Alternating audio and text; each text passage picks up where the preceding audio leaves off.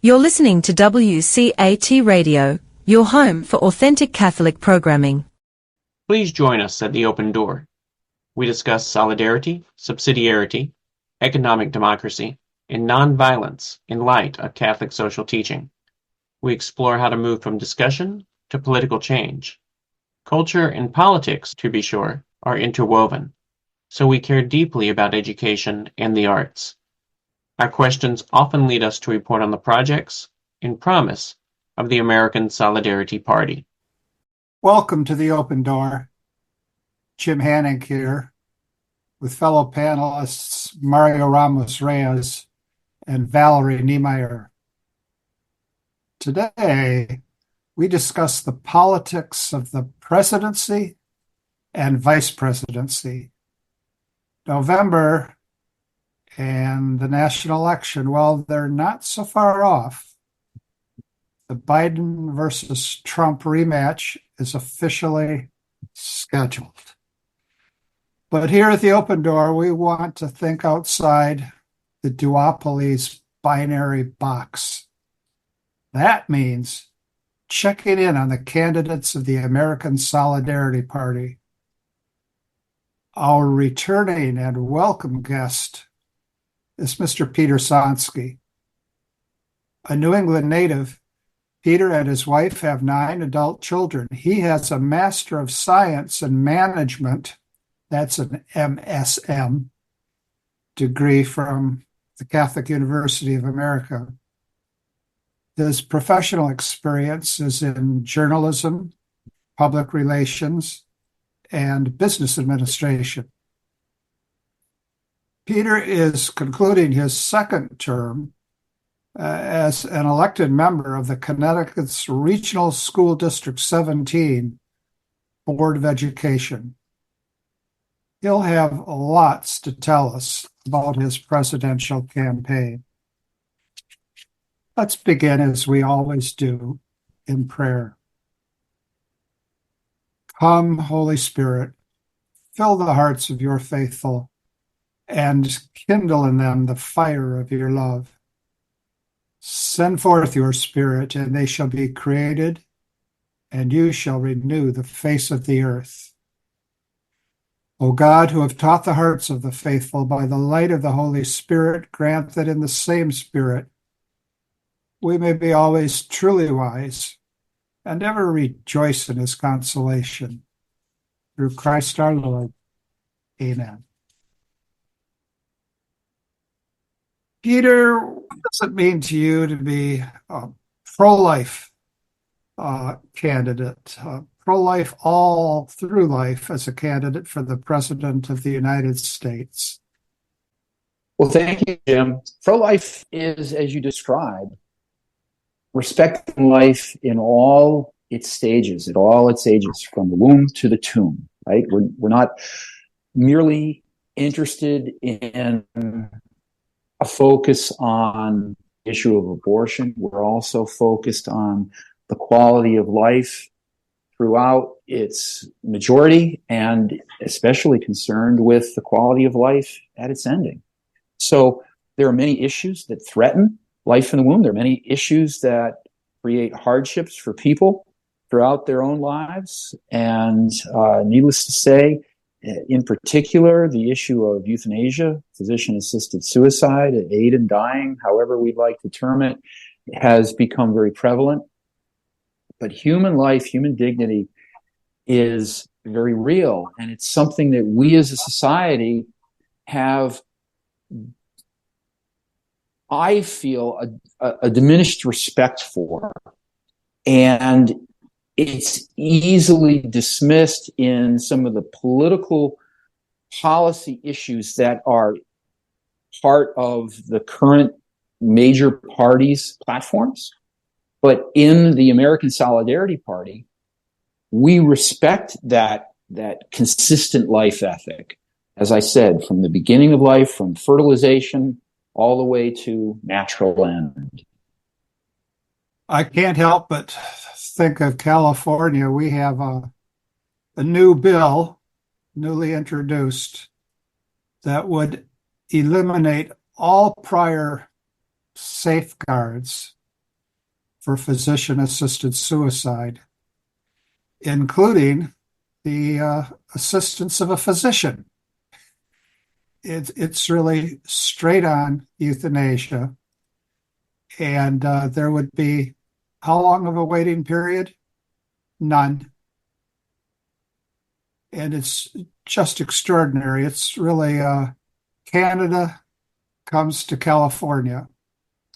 So we're doing everything we can to impede that bill. Well, Mario. I have a question. In the old scholastic tradition, which comes from Aristotle, we say that the first act is the intention, and the last is the execution of that intention. My question is, given the panorama, the perspective that you see in the US, which is completely against pro-life, not only among politicians, but also, I think statistically, the population is not pro-life, mainly. And so the prospect that a candidacy from the American Solidarity Party on that platform, pro-life, seems to me that is from the beginning it's not going to be successful. Now, if that is the case, what was your intention for running? Just to win the election, which seems to be unlikely, the result, or what else? Well, Mario, thank you for a thoughtful question. I think I would take issue with the point that the majority of Americans and particularly American voters are against pro-life issues. I tend to think that they're more in favor than we acknowledge, but there is certainly prevailing sentiment that is expressed to us in public media and elsewhere that would make us think differently. But I do believe that there are a vast number of individuals that still do have a respect for human life and seek protections for human life. But to your larger question about my ambitions, it's multiple. Naturally, I certainly want to advance these policy positions and appeal to public virtue, as I've been alluding. There are people that hold that position, and I want to increase the number that do. And I want to put forward an entirely new perspective, a new platform that is distinct from what Americans have had offered to them in the historic past. We've been largely a two-party system, Democrats and Republicans, that for the longest time has offered American voters very little alternative. Yet the positions they hold, I would offer, are not consistent with the positions that many voters hold. And they have to pick and choose those positions that they value the most in making decisions on which candidates to support. I like to think that there are a number of inconsistencies in the major parties' platforms, whereas I don't see those inconsistencies at all in the ASP platform. I think it's very holistic. In fact, when I was first introduced to it, I've used the term "it fit me like a glove." It was what I considered to be a series of principles and policy positions that were complementary of each other and that I think have broad appeal. It's just that they don't have broad recognition as yet. So my ambition, Mario, naturally is to bring to American voters minimally the introduction of a different platform, a different position than they have received in years past, to hopefully prevail on them to give it consideration and support, I'm not a pie in the sky person, understanding that I have an easy path. I consider it to be completely uphill, but this is how change begins.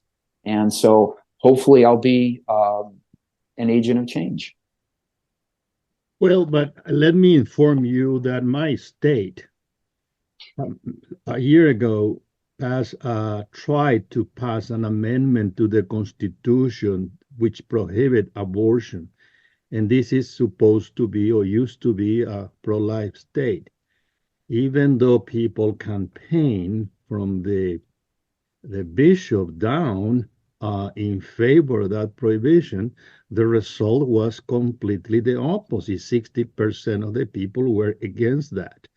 And so what seems to be a pro-life state was not, even though, and that was after the ruling of the Supreme Court on abortion, that put the in history Roe versus Wade. So it seems that there was a shift toward the, let's say, pro-abortion trend, not only in Kansas, in many other states. So unfortunately, this is what the statistics are showing. That is my point. We can believe whatever we want, but the fact of the matter is that for some reason, after that ruling, people were moving toward the left in that issue.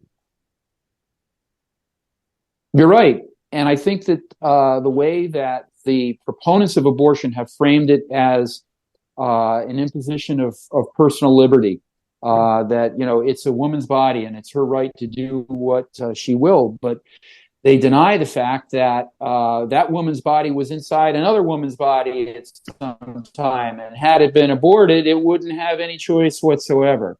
So here again, it's the way that the argument has been framed. It's been framed as a personal liberty issue. And Mario, we as a society can do much better to support women who are in crisis pregnancies. There's no question about that. There is a tremendous burden in providing for the care for an individual, the prenatal care, the delivery, the postpartum care, and then the costs naturally of rearing a child. We as a society have not put a premium on supporting women in that realm, and we need to do a better job of it.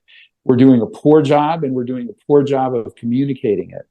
The other side has been much more effective in sharing that this is an issue that, as I said, they portray as a violation of human liberty. It's regrettable, but it's a fact. And we need to do better. And as I say, we need to appeal to public virtue and help them to better understand the truth of the matter. Thank you. I like your statement. Yes. I like your statement that we need to appeal to public virtue. And I think that I think more and more I feel like that's critical is holding up the beautiful, like a beautiful vision of humanity and of reproductive activity and of men and women and the vocation of love and marriage. And so that positive vision and helping Americans have a more positive vision versus kind of a fear-mongering approach, which I think is sometimes what's behind a lot of people's maybe not so pro-life as we would wish. They're afraid of what might happen, what might be hard for women, for families, for the poor. And they just don't trust that holding to a higher aspiration and vision of humanity and all these things is really going to pan out. But I think, like you say, encouraging that public virtue and that vision is a great way to approach it and a necessary way to approach it.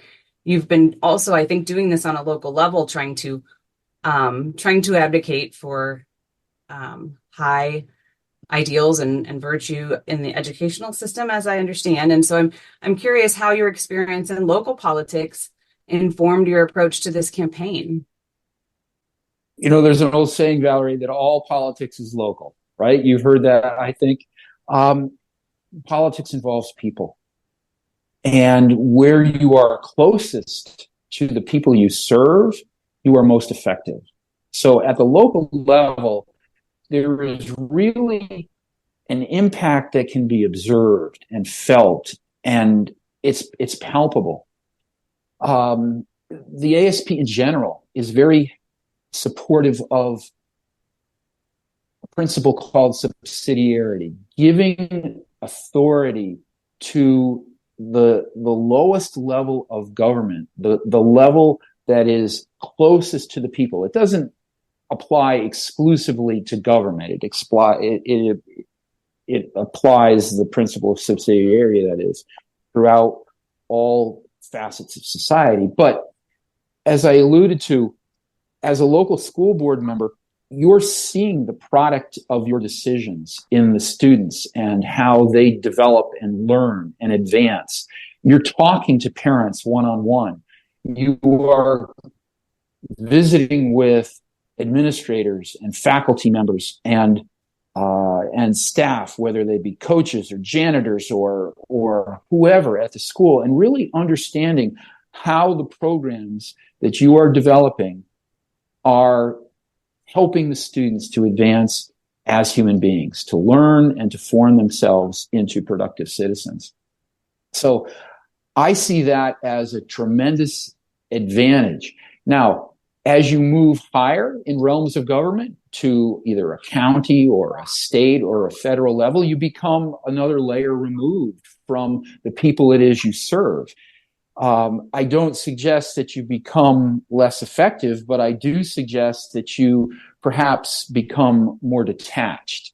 So for me, the heavy bureaucracy that we have as a federal government is less effective than the levels of government that are closest to the people, those that serve on local and county agencies, whether they're elected or appointed, to really provide for the needs of the people in their locale.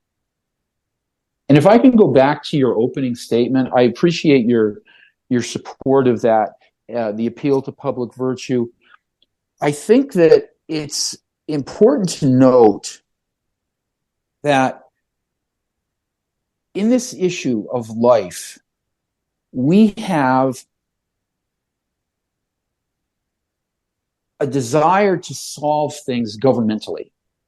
We have this plan that we're going to pass a law and everything's going to be right.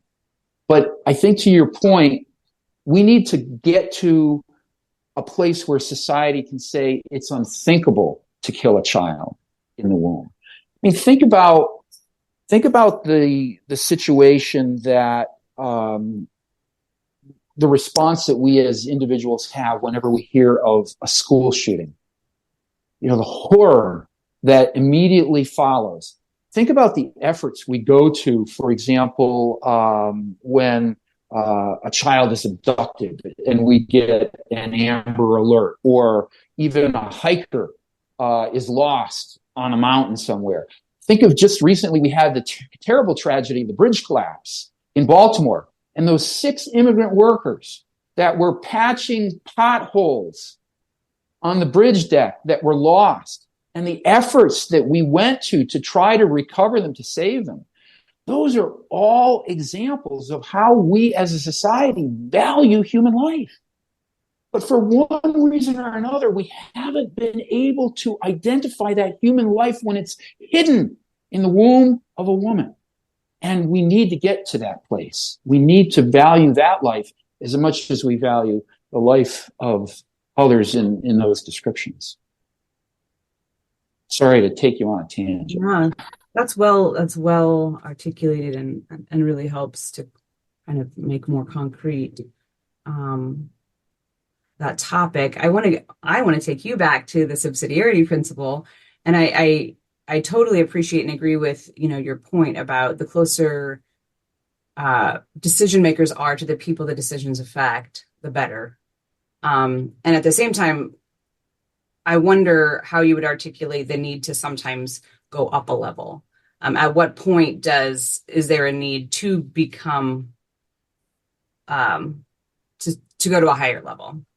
Because some people Sure. I've heard one of the things that I hear a lot, is kind of this idea that, big government is evil, and anything that sort of, we want to avoid all kind of big government and federal type things that could be done on a lower level. And so I'm just curious how you would articulate the need at times to become more distant from the people, if you will, from the local level. Sure. Well, international relations, foreign diplomacy, obviously that's not something you're going to do from the city council level. Interstate commerce, national defense. I mean, there are real issues that we have that need a federal level of government to manage. But I don't suggest, as an example, education needs a federal level of management. I know that we have a Secretary of Education. I know we have a Department of Education. But I suggest that education can be effectively deployed at a much lower level, a level much closer to the students themselves, and it doesn't need that layer of oversight. The same is true with housing. The same is true with a variety of other public services that we can determine effective ways of implementing at a level much closer to the people, probably much more efficiently as well. Mm-hmm.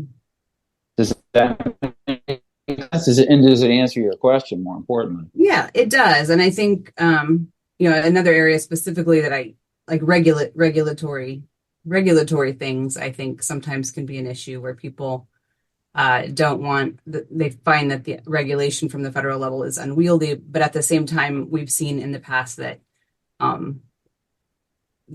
companies, in business or on the state level, very often the oversight doesn't happen, or the regulations, like there's a what's the word, exploitation that happens that sort of needs the government to have its back, like the people do. So regulation is an area that I think I also hear sort of negativity about sometimes in certain circles, that it's like, yeah, but if we didn't have that regulation, then we've seen kind of what happens. So that was one area too. I don't know if you would want to comment on. Mm-hmm. I would only offer that, again, the farther removed from the people that those regulations are established, the more difficult it is for people to have impact in making change or improvement. A local ordinance, for example, about not parking on a certain side of the street is an easier issue for someone to tackle by going to City Hall than a federal regulation on a form of commerce or other issue. Again, I think the most impactful of those laws and regulations are usually those that are at a level closer to us, but I don't discount the fact that there are many that come from federal and state levels that have impacts on our lives. And we're hard pressed to be effective at bringing improvement to them when we have so much distance between ourselves and the individuals who are responsible for making changes to those, whether they be legislators or bureaucrats in state and federal offices. So the subsidiarity principle of having everything as close and as accessible to the people, and having those individual agencies, those individual lawmakers be able to really observe and understand what the circumstances are at a local level and how it's impacting those that are being advantaged or disadvantaged by them, the better. Yeah. No, that's a great point. I have some might think it a sprawling observation to make, but I see it as two-pronged, and it mostly goes back in our conversation rather than ahead in our conversation. Although we got some really neat stuff to pursue in our conversation. Prong number one, and this really, I think, connects with something that Mario said and you've commented on, the reception, the public reception of pro-life versus pro-abortion arguments. Believe it or not, once upon a time, it was 50 years ago, and I wrote a dissertation at a decidedly secular school, Michigan State, where after a couple semesters, I asked one of the faculty members, I was a graduate student, are there any believers in the faculty in this department of philosophy? And he said to me, I think so-and-so might be one. And that was it. Well, at any rate, my dissertation topic was persons' rights and the problem of abortion. And there's a lot to be said on all three fronts. And I chose for my director someone who I thought was the most forceful, most conscientious reader of grad student papers, a woman named Rhoda Coatson, who at that time I thought to be a lesbian and a non-believer. Now, everyone changes over time, so I'm not so sure she, in fact, has always been such, and she's still among us. At any rate, what I'm getting to, bit by bit, inch by inch, is the arguments that were engaged by my director and by the people on the committee and by people in the department. The arguments that were engaged about abortion were detailed, highly analytic, sustained, enough to easily generate 300 pages of grad school dissertation ease, a whole special language of its own. Now, over the last 50 years, I've noticed, especially in the, what could I call it, the middle brow to a little bit higher New York Times level of discussion, a terrible flattening of the arguments. All kinds of considerations that were once really attended to are simply ignored. It's now a matter of personal autonomy and nothing else. Personal autonomy. And the very idea that there are two persons, not just one person, is wholly ignored. Wholly ignored. So in 50 years, I've seen just a horrible flattening of the discussion, of the debates, nest of debates. And I can't help but think that a lot of that has to do with the pressure of the mass media. Just a whole lot of considerations are simply not admitted to the table. They're not admitted. They're not allowed. Now, that's a macro kind of observation. Micro kind of observation has to do with getting close to what's going on. And Peter, you I think, are somebody who is close to what's going on at the school board level.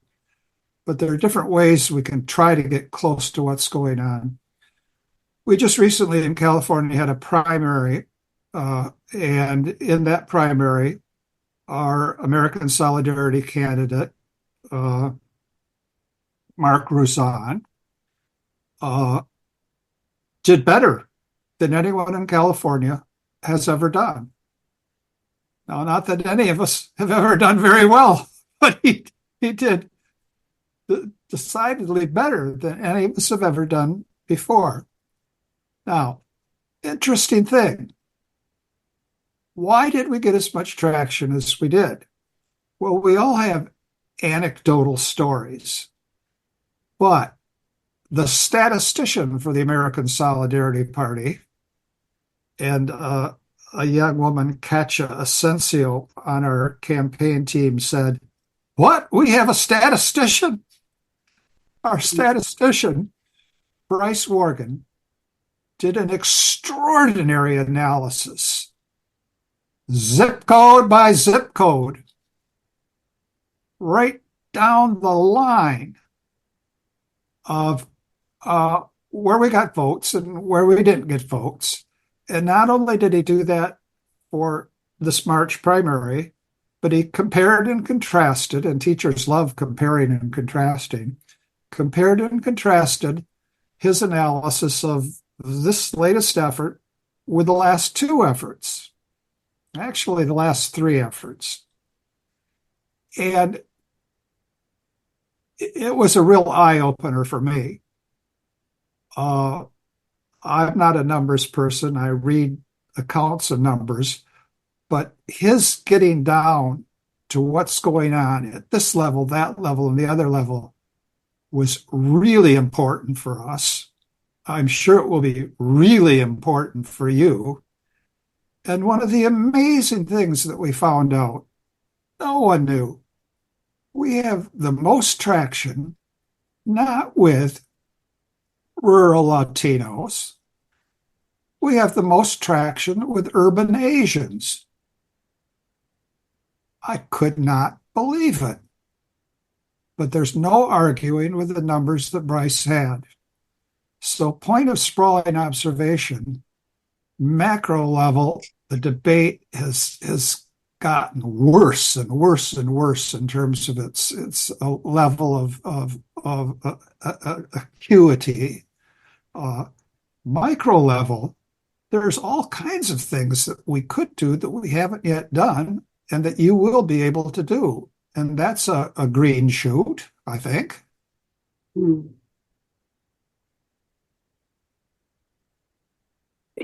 Jim, I don't know how much sophistication to imagine my campaign has, but I'm intrigued by findings that you share from Bryce. I'm not surprised, but I'm pleased to learn of them. Here, toward the beginning of my comments, there is a number of people who I think would embrace our platform for the very reason that it is consistent. Although we had thought about doing a daily show with you, Peter. We had thought about doing a daily show. Sadly, I'm not at a place where I have access to Wi-Fi with my phone, so I apologize. I was trying to be as close to a window as I could be in an effort to have the best data access. But if I may continue, Jim, to your point, I think there is a consistency about the values and the principles that the American Solidarity Party promotes, and I think it has broad appeal. It doesn't surprise me that the demographic that you mentioned seem to have an attraction to it, and I'm pleased that Mark enjoyed that success. I don't know that my campaign is able to target demographics as tightly as I'd prefer because we aren't that sophisticated. But all that being said, I believe that we have the most potential this year, not only because of what we represent, but because what the other guys represent, what the Democrats and Republicans represent, what they're offering us is a repeat of 4 years ago. And there are many voters that are not only disenchanted, but dissatisfied and even disenfranchised as a result. So I'm hopeful that by virtue of the fact that people are disgusted with what they have offered to them from the main parties, that we will improve by default, if not because we have a very good alternative to those platforms. Yes. Mario, you want to go ahead? Well, I'm not sure that I want to go ahead. I want to go back You want to burrow in. Yeah, Some people avoid rabbit holes, but if we see a rabbit hole, down we go. what the issue, I think, I may be wrong, but the issue seems to me is communication, message, language. People listen, but they are in a different world. Our worlds are, as McIntyre used to say, incommensurables. And so we speak a language which is very rich, and I share those views, but it seems that the public doesn't get it. And for instance, you use very properly the word public virtue, but not even my bishop talk about virtue. They talk about value, which I think has a tradition which is quite different. But again, if we are going to talk about virtue, that entails that we understand what a human person is, that the virtue is a habit, there are intellectual virtues, there are moral virtues, and so on. People are completely oblivious, ignorant, and not even getting close to that meaning. Virtue, then sometimes they identify as something sexual in nature. So we have a problem, I think, in the message. I'm not saying we should change our message. I'm not saying we should change this tradition. Rather, see how we can, I don't know, deal with that because the other side has everything in its favor, which is the big media, the big corporation. Everyone else is pushing a new language, and unfortunately I see that every day. And so that was my concern. I don't know if you have any feedback about that, any evaluation about that. Well, my evaluation is that I agree with you. We stand on a principle of solidarity as well. And we've gone so far as to name our party, the American Solidarity Party. Our chief principle naturally is that human dignity that we've been discussing. But the solidarity, Mario, also is in its essence desiring the good of others. What we observe today in our culture is people desiring the good of themselves. It's not wrong to desire good for ourselves, but not exclusively. And that's the way we often look at things. We're willing to make the sacrifice of others' needs and their good for our own. And it's a classic example is the abortion issue that we've been discussing. But it goes beyond that. It goes beyond that in the workforce. For example, the state of California, Jim, just passed a law that raised the minimum wage for those that are working in the fast food industry to $20 an hour. And I know that there has been a great amount of pushback. But individuals who are employed in that trade, in that industry, desperately need $20 an hour, if not more, in order to bring home a living wage. Yes, it costs more perhaps for our Big Mac and fries as a result, but the reality is that is where we are as a society, and we cannot dismiss the good, the needs of others simply because it is an inconvenience or something undesirable to us. So, Mario, I'm getting a little philosophical here, but my point simply is that we need to be able to adopt in our messaging that the common good should be our outlook. The common good will impact us favorably because it in fact impacts all of society favorably. We can't look in isolation at our own circumstances and dismiss the circumstances of others because they are not important to us. We need to realize that we are all wired for community.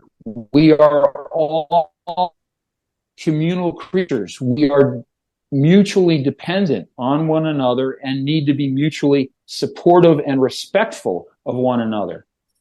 That's what we as a party stand for. It's an uphill task to portray that message to others, but that is the approach that we are undertaking. I realize the challenges that you outline. We don't have the resources behind us. We don't have the mass media.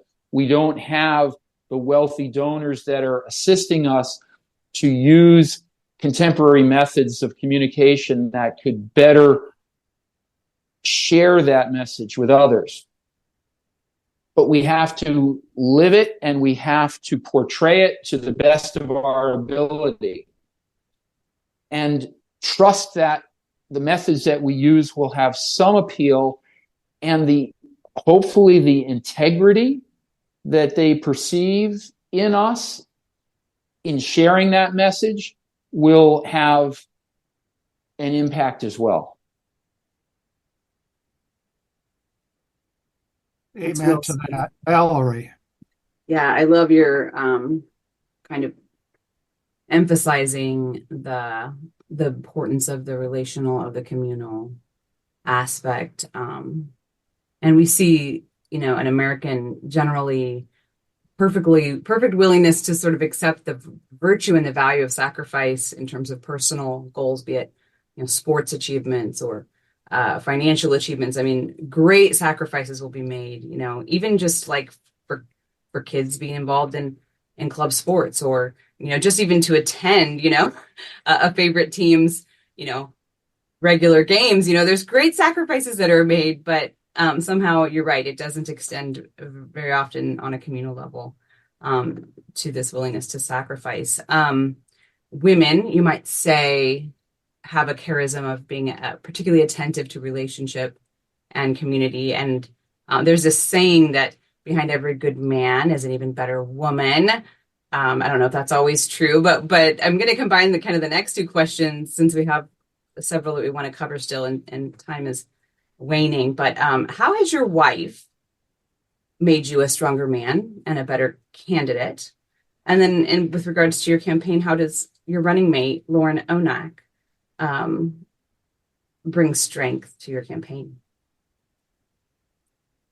Well, my wife is a very compassionate person. She's the mother of 9 children, and the relationship that she enjoys with each of our children is so special to me.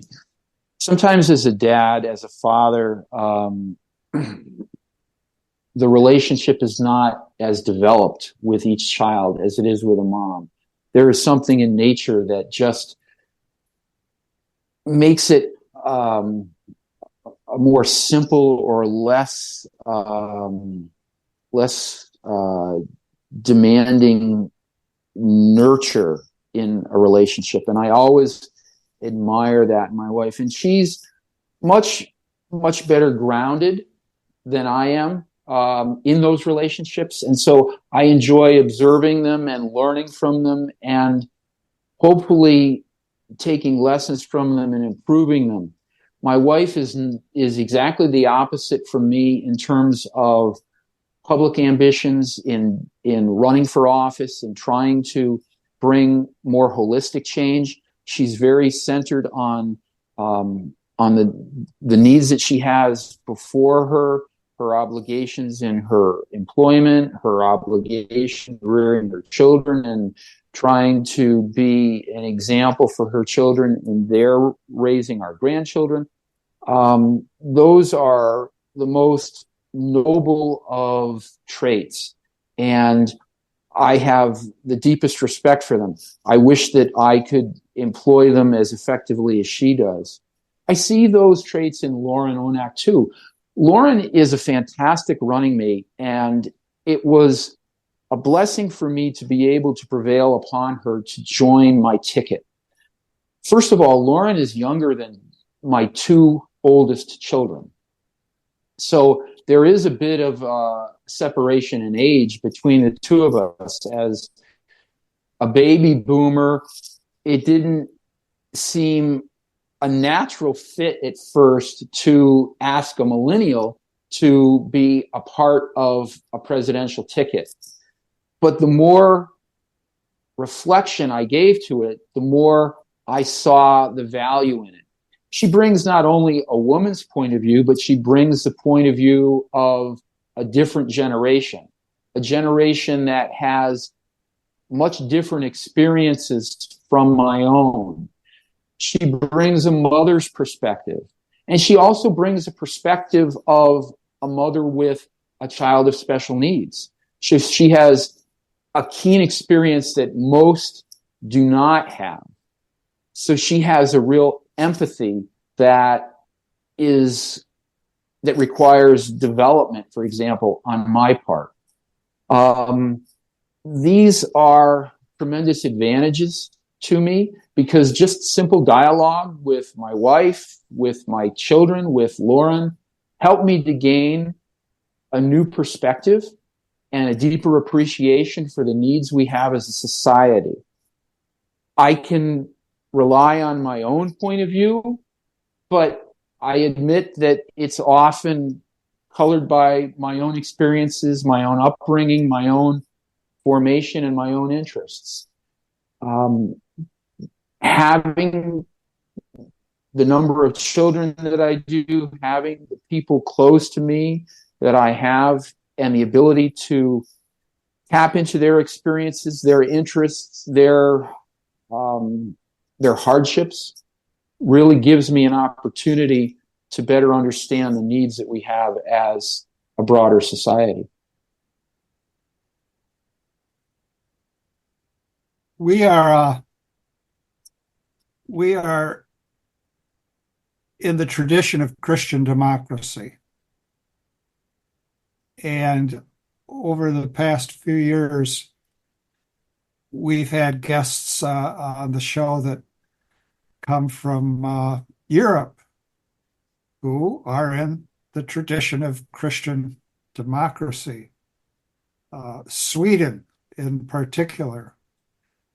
And I'm sure that would have surprised Jacques Maritain to find out that he had a Swedish following the year 2024. Is there something you could say about carving out space for the tradition of Christian democracy here in the United States? How we could come to a point where people would recognize that there is such a thing?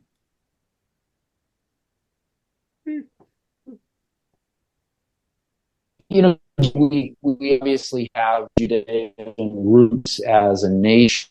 And so many of our laws, so many of our values, the things that have shaped our culture through the centuries, all have a foundation in those values, the Judeo-Christian values. But it seems we've come to a point in modern society where, at least in America, religious faith is almost viewed as antiquated and maybe even akin to superstition, akin to something that has a basis in something other than logic. But as Christians, all four of us certainly have a respect for the relationship that faith and reason have with one another. And our faith as Christians is informed by reason. It's informed by intellect.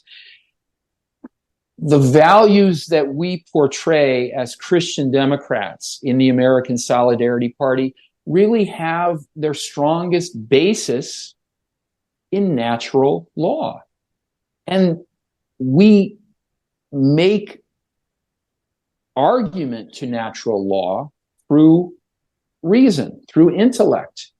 We can observe who we are as human beings. We can observe the world around us as the environment in which we live. We can observe relationships that we enjoy, and we can infer from that so much through natural law. And so the values that we have as Christian Democrats have that as their bedrock. It's unfortunate that they are most often looked at in a negative way because they're perceived to be the imposition of values that are from outside of our own particular sphere of influence. But I would offer that what we stand for in the respect for human dignity, in realizing that solidarity means a benefit to us as much as it means to others, is all based in our observation and our understanding of the natural law. I'm not sure that I've answered your question, but I hope that it gives you some perspective, at least, of where I'm coming from when I think of our own history as an American Solidarity Party and its relationship with Christian democracy. Yes, it certainly does respond to my question. One central consideration here, and many people have noted it, is that at least since the 1800s in this country, there has been a privatization of religion, and it has to do with personal sentiment. And that's something that makes it difficult to get into the public sphere if you think of religion in those terms. I remember little things you remember. A relative of mine, well-meaning, sincere fellow, I don't think he's seen the inside of the church in decades, if ever. He said to me, "Well, how was the service today?" Mm-hmm. How was the service today? And I think the question was really meant to be, did you get your measure of uplift? Mm-hmm.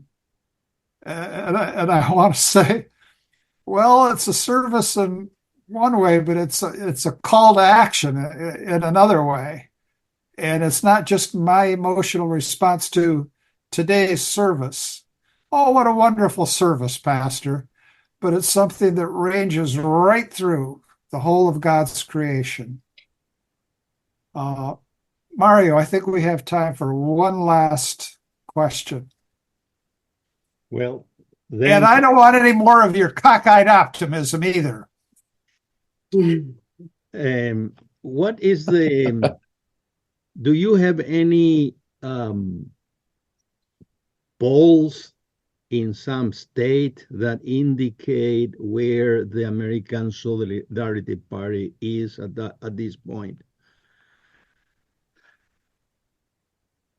No, honestly, Mario, we don't have the resources to be doing polling like that. I can say that we have been successful in obtaining ballot access in some states, and we have people on the ground, volunteers that are working to secure ballot access in many more. I can tell you that every one of the 50 states has individuals who've committed themselves to our party and to its principles. But quite frankly, we don't have the resources that the major parties enjoy to be able to do that type of polling, as you've observed, and both Valerie and Jim have observed. We are not in the mainstream media on the nightly news. We see Biden there, we see Trump there, we even see Kennedy there more regularly than any other third-party candidate these days. But the American Solidarity Party is not on their radar. I know from occasions of visiting other states, in meeting with people, and with the responses I get through my social media outreach, that there is sentiment, there is belief in what we offer, there is a desire to embrace the platform and the policies of the American Solidarity Party because, as I shared before, there is a distinct complementarity about them. I don't say to somebody, well, let's protect the children in the classroom, but not protect the children in the womb. I see a lack of intellectual honesty in those positions. How can we say we need to restrict guns and we need to improve the mental health of society so that we don't have public mass shootings, but protecting children in utero is not important to us? I shared with you at the beginning that our platform is very holistic, very complementary, and complementarity about all of its principles. It begins with human life and human dignity. Everything that we pass in law has to do with some human need. Is it healthcare? Is it education? Is it the environment? Is it commerce? Is it defense? It's all really boiling down to providing for a need of human beings.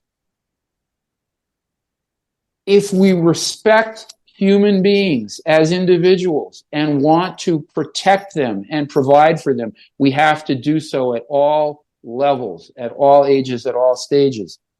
So I'm going afield of your question about polls, and I apologize for that. But the point that I'd like to make as we draw to a close is that there's much to be appreciated and embraced about not just who we are, but what we stand for, and the relationship that all of these policies and positions have with one another.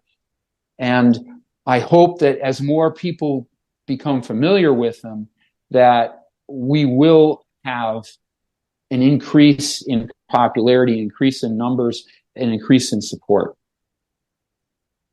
Thank you. We end, as always, with the gospel for the day. And I think we could call this a gospel of getting it, of understanding what's actually happening, and at the deepest level. This is from Luke. That very day, the first day of the week, 2 of Jesus' disciples were going to a village 7 miles from Jerusalem called Emmaus. And they were conversing about all the things that had occurred. And it happened that while they were conversing and debating, Jesus himself drew near and walked with them, but their eyes were prevented from recognizing him. He asked them, "What are you discussing as you walk along?" They stopped, looking downcast. One of them, named Cleopas, said to him in reply, "Are you the only visitor to Jerusalem who does not know of the things that have taken place in these days?" And he replied to them, What sort of things? And they said to him, "The things that happened to Jesus the Nazarene, who was a prophet, mighty indeed, and word before God and all the people, how our chief priests and rulers both handed him over to a sentence of death and crucified him. But we were hoping that he would be the one to redeem Israel. And besides all this, it is now the 3rd day since this took place. Some women from our group, however, have astounded us. They were at the tomb early in the morning and did not find his body. They came back and reported that they had indeed seen a vision of angels who announced that he was alive. Then some of those with us went to the tomb and found things just as the women had described, but him they did not see. And he said to them, "Oh, how foolish you are, how slow of heart to believe all that the prophets spoke. Was it not necessary that Christ should suffer these things and enter into his glory?" Then, beginning with Moses and all the prophets, he interpreted to them what referred to him in all the scriptures. As they approached the village to which they were going, he gave the impression that he was going on farther. But they urged him, "Stay with us, for it is nearly evening and the day is almost over." So he went in to stay with them. And it happened that while he was with them at table, he took bread, said the blessing, broke it, and gave it to them.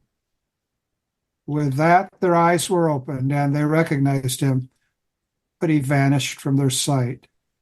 Then they said to each other, "Were not our hearts burning within us while he spoke to us on the way and opened the scriptures to us?"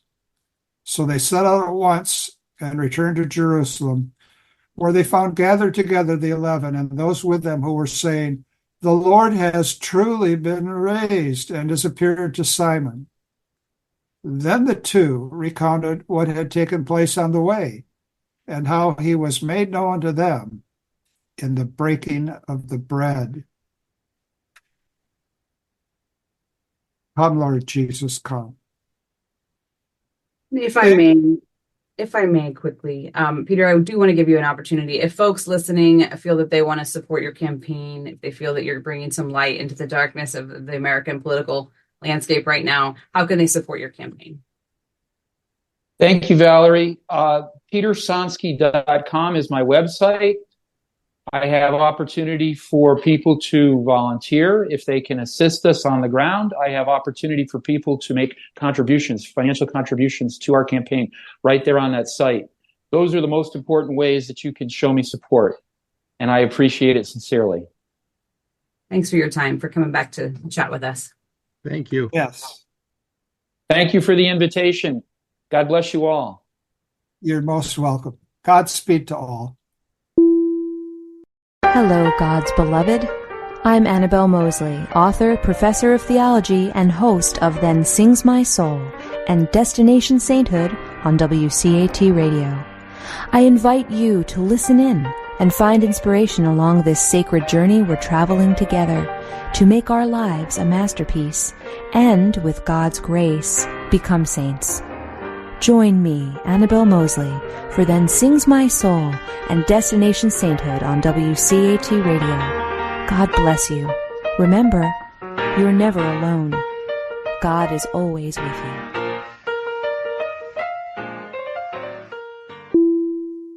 Thank you for listening to a production of WCAT Radio. Please join us in our mission of evangelization. And don't forget, love lifts up when knowledge takes flight.